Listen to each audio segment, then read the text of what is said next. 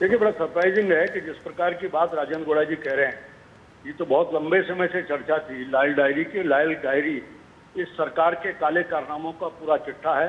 सरकार को बचाने के दौर में किस प्रकार की गतिविधियां हुई, उनका पूरे में चर्चा लगातार रही।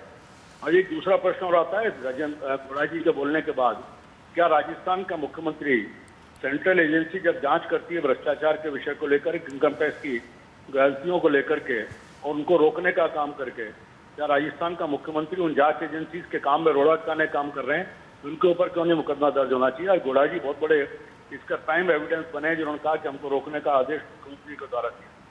तो इन सब में, और जब इन सब चीजों को बोलने की कोई जरूरत करता है तो उनके आवाज दबाने की कोशिश होती है।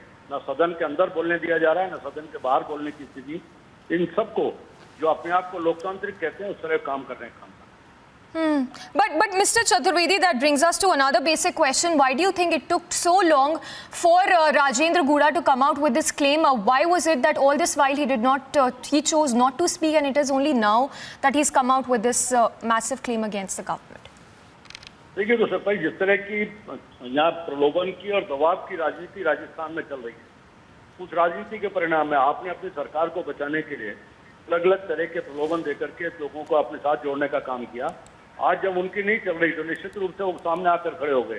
इस समय इसीलिए लगा है कि आज सबसे बड़ी चीज है, आप इस तरह की चीजें जल्दी होंगी, कभी ना कभी उजागर होती हैं, और उसी का परिणाम है कि राजेंद्र गौड़ा जी अब सामने आकर खड़े हुए हैं।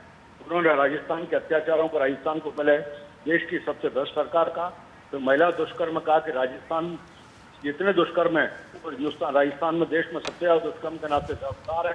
और अब खुद मुख्यमंत्री के काले कारनामों का चिट्ठा खोल करके उन्होंने सारे देश को बताने का काम किया कि राजस्थान की जो सरकार और मुख्यमंत्री वो कितने भ्रष्ट हैं, इसके बारे में उजागर करने का काम। All right, Mr. Chaturvedi, appreciate you speaking to us. So BJP leader there from Rajasthan saying that those details are going to come out in just days from now when the sacked minister will reveal what exactly is in that red diary. Meanwhile, suspense still continues as details regarding what exactly in this diary is yet to be divulged.